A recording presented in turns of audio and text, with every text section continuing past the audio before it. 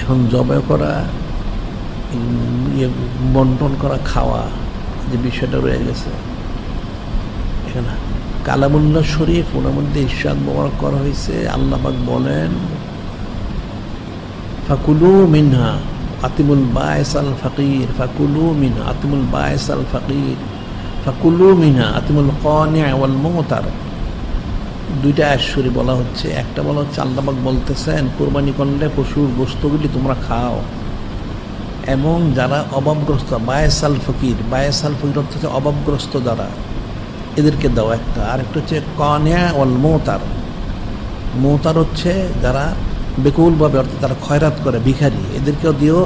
কানি' অর্থাৎ যারা অল্পে তুষ্ট, আসলে তারা শরীফ লোক, এরা মানুষ কাছে চাইতে পারে না, মানুষ কাছে চায় না, কিন্তু তারা অভাবগ্রস্ত, কানি', তাহলে তাদেরকেও তোমরা দিও। এখন যে গোস্তটা যে দিবে, বন্টন করবে, সেটার মাসালা বলা হচ্ছে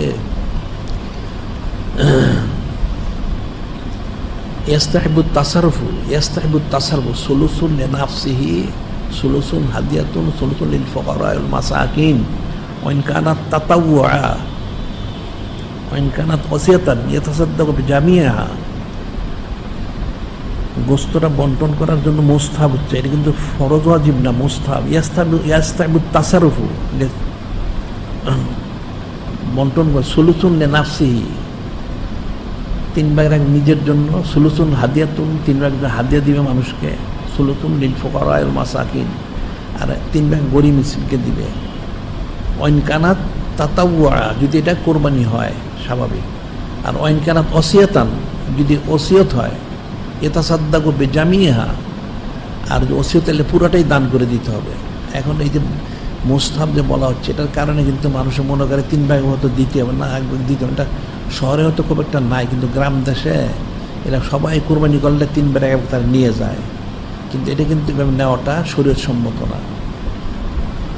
শরীয়তের মাসাল হচ্ছে হাদিস শরীফে নূরে মুজাসসাম হাবিবুল্লাহ হুজুর পাক সাল্লাল্লাহু আলাইহি ওয়াসাল্লাম তিনি নিঃসঙ্গ করেন, আল্লাহ রাসূল লা তাসুমু লিহাযিল আইয়াম ফাইন্নাহা আইয়ামু আকলিন ওয়া শুরবিন ওয়া বিআন, লা তাসুমু লিহাযিল আইয়াম ফাইন্নাহা আইয়ামু আকলিন ওয়া শুরবিন ওয়া বিআন। নূরে মুজাসসাম হাবিবুল্লাহ হুজুর পাক সাল্লাল্লাহু আলাইহি ওয়াসাল্লাম ইরশাদ করেন, তোমরা এই কদিন রোজা রেখো না। কতদিন? 10, 11, 12, 13 আইমে তাশরিক। কি করবে? লা তাসুমু লিহাযিল আইয়াম ফাইন্না আইয়ামু আকলিন ওয়া শুরবিন ওয়া বিআন। এই দিনগুলো হচ্ছে খাওয়া দাওয়া করার জন্য, পানাহার, পান করবে, খাবে এবং শরীয়ত সম্মত খুশি প্রকাশ করবে, এটা বলা হচ্ছে। এখন খাবে, পান করবে, এই জন্য ফতোয়া দেওয়া এটার থেকে মানুষ এই মাসালাটা কিন্তু জানে না। 10, 11, 12, 13 4 দিন কোনো ব্যক্তির জন্য যে কোরবানি করে, তার পরিবারের লোক, তার অধীনস্থ লোকদের 4 দিন খাওয়ানোটা তার জন্য ফরজও আছে। সে শুধু দান করে দিলেই চলবে না, এখন এই 4 দিনের খাবারটা রেখে সে দান করতে পারে। এখন কেউ যদি পুরোটা দিয়ে দিতে চায়, সেটা তো আলাদা মাসালা। আয়েশা ইয়াসআলুনাকা মাযা ইউনফিকুন, ইয়াসআলুনাকা মাযা ইউনফিকুন কুলিল আফওয়া ইয়া রাসূলুল্লাহ, হাবিব আল্লাহ সাল্লাল্লাহু আলাইহি ওয়াসাল্লাম, আপনি জিজ্ঞাসা করা হচ্ছে কি তারা দান করবেন ওনারা? বলেন অতিরিক্তটা। এখন এই 4 দিন খাওয়া ওয়াজিব। এখন একটা লোক 10টা গরু দিল, তার বাড়িতে মানুষ 10 জন, এখন তো 3 ভাগ রাখবেন, সে তো 10 ভাগের 9 ভাগই দান করে দিতে পারে, কোনো সমস্যা নেই। এখানে 3 ভাগে 1 ভাগ তো মুস্তাহাব, সে বেশিও দান করতে পারে। আবার একটা লোক 1 ভাগা গরু দিল, অর্থাৎ একটা খাসি দিল, গোশত হলো 10-12 কেজি, মানুষ 10 জন, এখন কি করবে?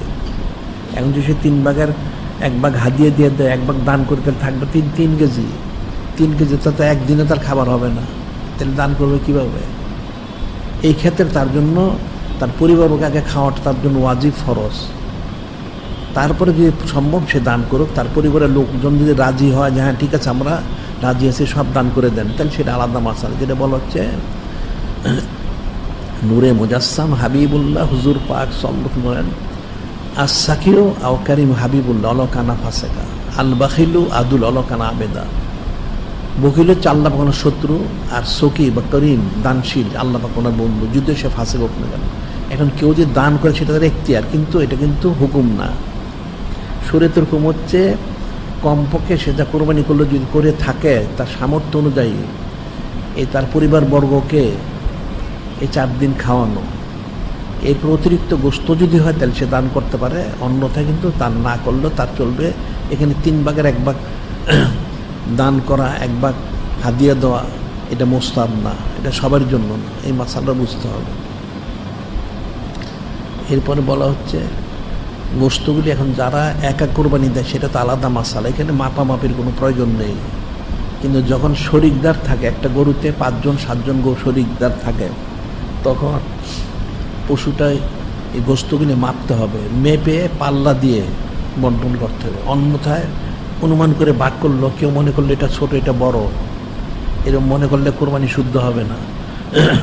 পাল্লা দিয়ে মেপে প্রত্যেকটা জিনিস, গোস্ত হোক, কলিজা, গুর্দা যা আছে, মগজ, সব মেপে আলাদা করতে হবে। করে যতজন ভাগিদার সবাইকে সমানভাবে যে প্রাপ্য সেভাবে দিতে হবে।